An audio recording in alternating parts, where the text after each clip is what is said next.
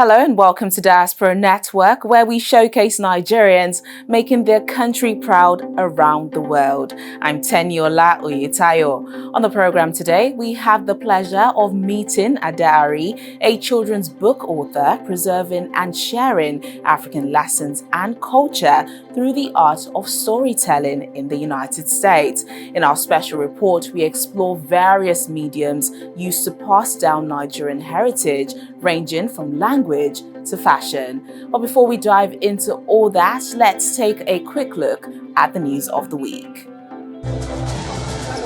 Nigerian professional footballer and police striker Victor Osimhen has been crowned the 2023 African Footballer of the Year at the Confederation African Football Awards in Marrakesh, Morocco.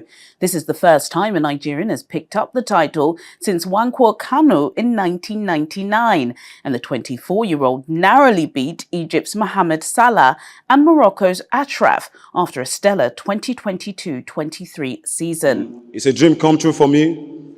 I want to thank everyone that have seen me through life's journey in achieving my dreams, in achieving my goals. I appreciate Nigerians for their support. I appreciate Africa for putting me on the map, for encouraging me, for defending me, regardless of my shortcomings. Thank you so much. Thank you very much. I appreciate you all. God bless you all. Thank you so much. At the ceremony, his compatriot, Barcelona forward Asisat Oshoala, also bagged a victory home, gaining her 6th Woman Player of the Year award. This year, Asisat became the first Nigerian footballer, male or female, to score in 3 World Cups. Both awardees wore the Nigerian flag colours, showing off their proud heritage. The UK government has taken another step in curbing immigration by introducing stricter visa rules. In a statement, Home Secretary James Cleverly said the new plan to slash migration levels will deliver the biggest ever reduction in the country's net migration, resulting in 300,000 fewer people coming into the UK in the coming years. The new rules include a rise for minimum wage criteria from £26,000 to £38,000 to qualify as a skilled worker visa. Caregivers will no longer be permitted to bring their dependents, and the Migration Advisor Committee has been asked to review the graduation route, which is also expected to affect the student visa.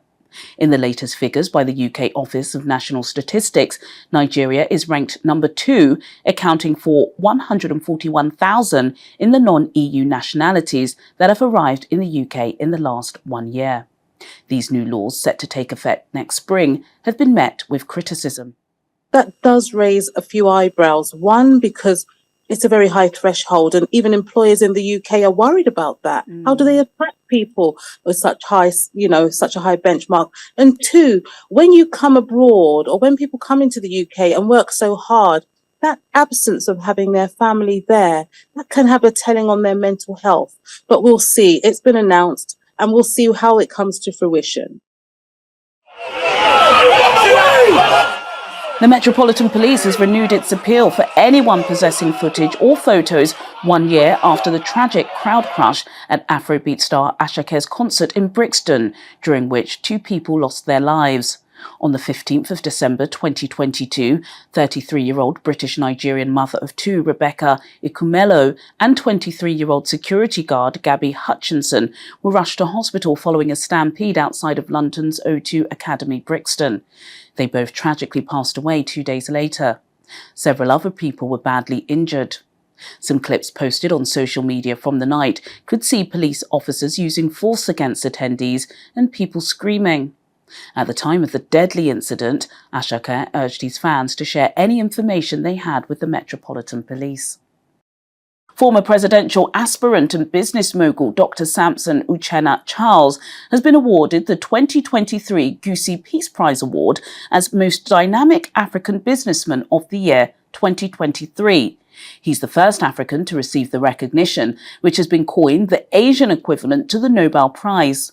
The award is named after the late Captain Gemanino Javier Goosey, who was considered a hero in the Philippines after dedicating his life to humanitarian rights after serving in World War II.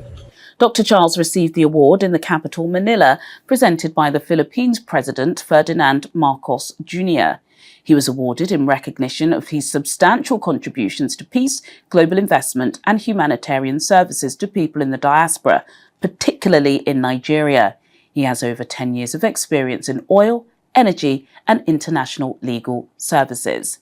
Juliana Olayinka with the Diaspora Network News Wrap in London. As always, we've also been following the activities of the Nigerians in Diaspora Commission as they continue to engage citizens living abroad through various programs. Chairman of the Nigerians in Diaspora Commission, Mrs. Abike Dabiri Erewa, meets with a group of Nigerian professionals in the UK at a networking session organized by UK-based consultancy firm Avenue Impact.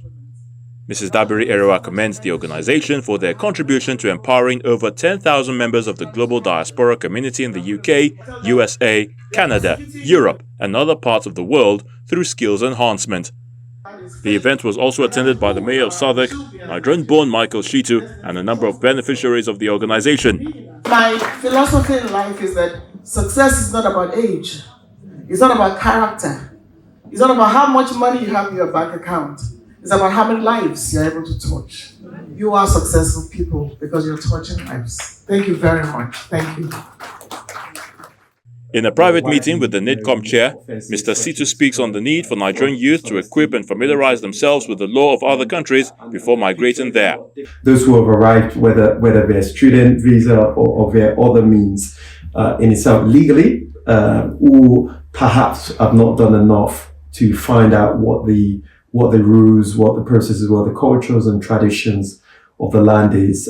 What people understand as what society finds acceptable in Nigeria may not be acceptable here. And because they haven't got themselves into a position where they've learned or found themselves being grounded in what the practices and rules and regulations and the law is, they found themselves conducting themselves in a way whereby they get into trouble. The NIDCOM boss was also special guest of honor at the 25th anniversary gala night of UK-based diaspora group Nigerian Nurses Charitable Association. Mrs. Dabiri Erewa commends the nurses and midwives for their charitable deeds and emphasizes the need for a collaborative effort to transform Nigeria's health sector. Nigeria made you. Give you that foundation. Don't forget home. So whatever you can do that you've been doing, again, let it be more structured. Capacity building. Training. I want to wish you well. I'm glad I came here, but let that change begin with you. Through decades of migration, it's crucial for the next generation in the diaspora to maintain a connection with their ancestral background. One of the main ways this is achieved is through education. Let's take a closer look at some inspiring individuals who are dedicated to preserving and sharing Nigerian heritage across borders. UK-based Nigerian educator Gbemisola Isimi is on a mission to preserve and promote Nigerian languages. She founded Culture Tree TV, a YouTube platform that provides educational resources for children. Culture Tree teaches children the Yoruba language in a fun and educative way through popular nursery rhymes, cartoons, stories and games. Her dream for every Nigerian child in diaspora is to see them speak at least one Nigerian language as a way of preserving the culture and heritage. Timbajilaro, Maki mamami, eka popo boyin, shetatalewa, ajupe, owadata. Isimi hopes to include more languages over time. Another UK-based Nigerian, Adebumi Adeniran, developed a virtual keyboard that enables writing in at least 12 Nigerian languages, with signs and tones to give instant meaning to the reader. The keyboard, known as Nilangs, was conceived as a result of her zeal to ensure that Nigerian local languages are learned with ease so as to prevent the languages from going into extinction, especially among Nigerians in the diaspora. Nigerian American award-winning tech expert Amolabake Adenle is recognized for her outstanding contributions to making African languages accessible. She found the Speak Yoruba app, which combines beautifully illustrated flashcards with an interactive touch interface for a fun and easy way to learn Yoruba. The PhD holder in Bayesian signal processing from Cambridge University also founded Ajala AI Studios, which builds natural language and speech processing applications for under-resourced languages. Amolabake believes that by digitizing African languages, information will be more accessible to Africans. These and many more Nigerians are promoting the country's culture through its diverse languages and building stronger bonds amongst Nigerians both at home and abroad. In this week's special report, we delve into other creative ways of passing down culture, exploring the realms of language, music, and fashion. Culture, basically defined as a way of life, comprises of elements such as customs, beliefs, morals, language, music, food, fashion, and a host of other things. It's passed down from generation to generation, and although best learned within its original environment, it's often exported. Born and raised outside of their ancestral homes, many Nigerian parents in diaspora are investing time and resources in imparting the indigenous culture in their children. Apart from parent-to-child transfer of cultural values, Nigerian diaspora educators ranging from primary school teachers to university professors bring their expertise and cultural influence, imparting knowledge and shaping students' lives. Whether we like it or not, they will be reminded that they're African at some point in their life. And it's going to be a shock to them when they're like, actually, I'm African, but I don't identify as being African. It's going to be a huge shock to them. And I think it's very important that our children know that, okay, I'm here in the UK, I'm here in America, I'm here away from Africa, but I'm still African. And the way of being African is by knowing my language, by knowing my culture, by identifying with my people. Don't be lost in no man's land. This is no man's land. Africa is our home. Let's not get lost. Let's keep our roots alive. Another group of people who are showcasing the country's cultural diversity on a global scale are culture education experts. They are building a niche for themselves while imbibing these elements in the younger generation through different mediums. They are developing cultural infrastructure, introducing new technologies in cultural activity, establishing links between culture and education by incorporating these elements in the classroom. Music and storytelling are also used as tools to pass down cultural knowledge and instill values, especially in children. It is often said that culture is a window through which people are seen. Experts believe a child's academic achievements, self-image, community involvement, and critical thinking is greatly improved in their cultural identities, and so advocate more Nigerian-centered education for children growing up in multicultural societies. And now let's meet Ada Ari, the Nigerian author promoting African legacy and culture through children's books and programs. Growing up, many Nigerians like Ada Ari were immersed in tales like the turtle's cracked shell, a folklore instilling values of sharing and kindness. Now a mother of two, Ada Ari is on a mission to pass on cherished African folktales to the younger generation in the diaspora through beautifully illustrated children's books.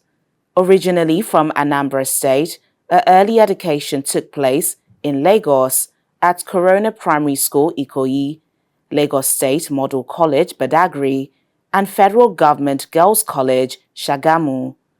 In 1996, she migrated to the United States as a teenager with her family, completing middle school at the Congressional School of Virginia and pursuing higher education at Virginia Tech.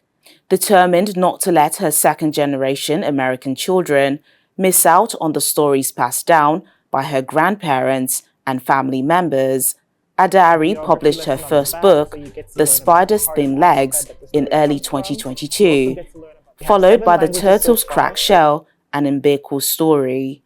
What started as an effort to educate her children about their Nigerian heritage has evolved into a comprehensive program that educates people of all backgrounds, not just African. The writer travels to schools, libraries, and museums across the United States, offering children a first-hand experience of African culture through activities such as dance, storytelling, and immersive tasks like learning to sweep with an African broom. I am traveling the African continent and I'm retelling some of the most famous and most loved African folktales.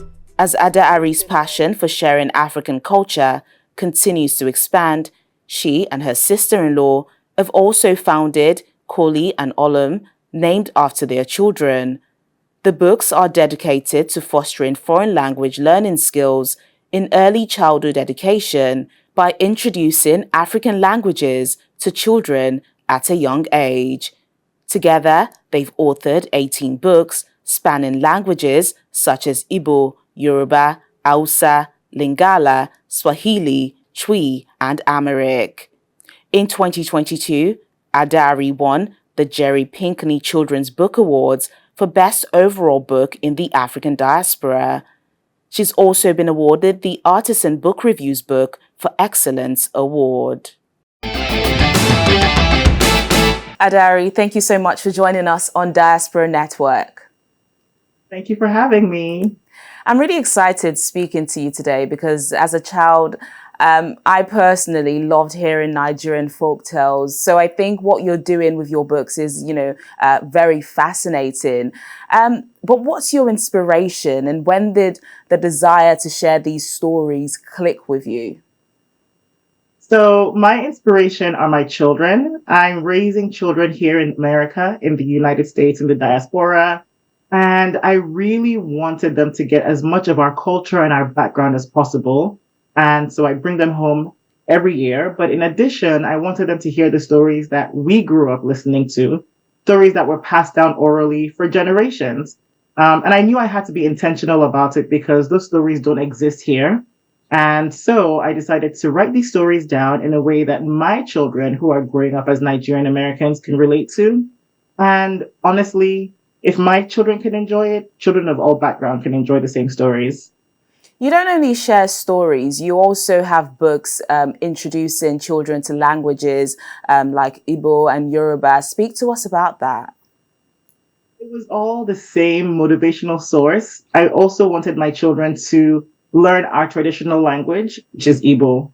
And so I created these products specifically for my children. But as I thought through, I realized that I wasn't alone in these desires and these wishes. There are other parents in the diaspora who would want their children to also have a bit of our language, our culture.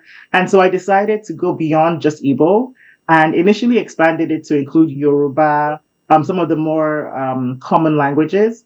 And it's just taken off because there's so many parents around the world who want their children to also hear their African languages. So now we have beyond Nigerian, Ghanaian, we have Wolof, which is in Senegal, Zulu in South Africa, Swahili all through East Africa, and it's never ending.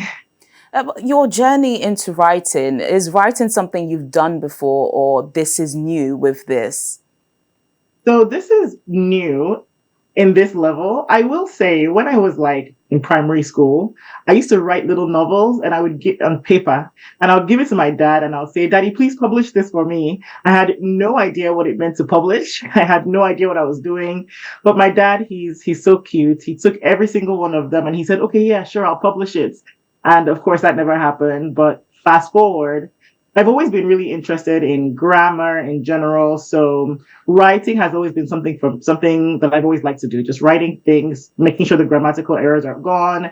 But publishing and then children's books, no, I absolutely did not see that in my horizon until the children were born. And your children, they're growing up very differently compared to you. Your childhood was in Nigeria. How was it for you growing up in Nigeria? And what was maybe one of your favorite stories that you remember and how that has shaped you as a person? Growing up in Nigeria, it's definitely very different. I moved to the US at the age of, I want to say 11, 12. So I moved in as a child with my parents. And today I realize the struggles of trying to raise children in a multicultural environment. So here I am with my Nigerian background, but I'm raising American children and trying to infuse our culture there as well. So like I mentioned earlier, there are a couple of different things I try to do. I try to make sure that they go back home as often as possible. I try to make sure that we have all these resources just to reinforce where it is that they're from. while still keeping them rooted in the fact that, we are living in America and this is also the reality. It's very different, of course. But growing up, there were so many great memories. And when I go back home, I try to make sure they do the same things, like go to Ikoyi Club, for example. And it's really touching to see them swimming in the same pool that I learned to swim. And then as far as stories, I will admit the only story that I remembered growing up was the one that I've now called The Turtle's Cracked Shell. And it's an ancient folk tale. I had my auntie come and read my book and she said, "Oh my gosh, I remember this story." This is, obviously someone who is Nigerian, who is much older. She remembers the tale. But it's only when I wrote that down that I had friends from other parts of Africa here in the DC area telling me about stories that they remember from their countries. And that's how the initiative was born, to actually capture stories from all over the continent and share. What's your favorite part about what you do? Not only writing these books, but educating children from all backgrounds about African stories and traditions? There are two very easy answers that come to mind. One of them is helping children of African backgrounds feel seen. I didn't anticipate any of this, but today I spend a lot of my time visiting schools around the country and sharing not just the stories, but a lot of our cultural education and cultural aspects with children of all backgrounds in a school setting or in library settings. And I'll never forget the first time a girl came to me. She was in a predominantly Caucasian school, and she came up to me and she said, "Thank you so much for representing me." I was blown away. These young children, they touch you in so many ways and you don't realize it. So I really helped a lot of people feel seen. Here in the United States, there are also a lot of African Americans who are doing their DNA tests and things along those lines. And when they come and they meet me in spaces like Nordstrom and things along those lines, they're really moved because they've done their DNA testing. It's told them that they're like 50% from Ghana or something else. But now they have resources to actually hear what the language sounds like, to hear the stories that they would have had if not for centuries of migration. So it's been very impactful that way. And another thing that's really been touching is 10% of all the proceeds I donate to orphanages back home. So it's beyond just taking stories from the continent that were designed for children. I want to give back as well. I have a team of ladies back home who I work with, and they do outreach to different orphanages in the area. So for example, this December, we're going to be visiting orphanages in Ivory Coast, in Abidjan. And so they reach out, they figure out what their needs are. And then literally 10% of everything that came in between July and December, I do it twice a year, goes to those orphanages. And so I've been able to do things like donate a full year's worth of rent. We've given mattresses, we've given TV, of course we give books. And also we spend time with the children, actually playing with them, reading the stories and spending time with them. So it's really been impactful to be able to, who would have imagined, right? From something that you wanted to create for your children to something that's having this massive wave of an impact. It's really touching. And I know you've been touring and doing book readings across the United States and across Africa, I believe. What future goals do you have for your book series in terms of the impact and the reach you hope to get? So I definitely want to move outside of the continental US. That's definitely a short-term goal that I'm hoping to achieve. So being able to work with schools and organizations outside of the US. To date, I do have my books available for purchase and for delivery in different hubs around the world. So in Germany, throughout Europe, UK, Canada, Nigeria, Ghana, for example, Kenya. But I also want to be able to visit more of these places and actually visit with the children, because when I come in and I do my story times, it's a very fun, engaging time. We're learning about African dances and they're getting to move around, which schools really love, the interactive aspect of things. In addition, we're learning so much about culture. I brought, for example, brooms, and these children are like, "What's that? Is it hay? Is it like musical instruments?" And just discovering how children their age live in a different part of the world is so amazing. Some of this I also got from taking my children back home. I remember my daughter was like, "Oh my gosh, that person is balancing something on their head." And I thought, of course, this happens all the time, right? Oh no, they don't even know that this exists. So being able to bring some of these realities to life and highlight how beneficial some of these ways of living are. I mean, the fact that there's so much strength in your body and you can balance a lot of weight on your head, bringing all these educational aspects has been very impactful. I've also had the opportunity to develop curriculum programs. So now I'm bringing in West African studies to schools around the United States. I'd love to do that even more. There's just so much. The possibilities are endless. Perfect. Adari, it's definitely been an interesting conversation and a pleasure having you join us on the program. Thank you so much for having me. And that's a wrap for this edition of Diaspora Network. Remember, you can watch more amazing and inspiring stories of Nigerians in the diaspora on our YouTube channel and website, channelstv.com. Till next time, I'm Tenyola Oyetayo. Bye for now.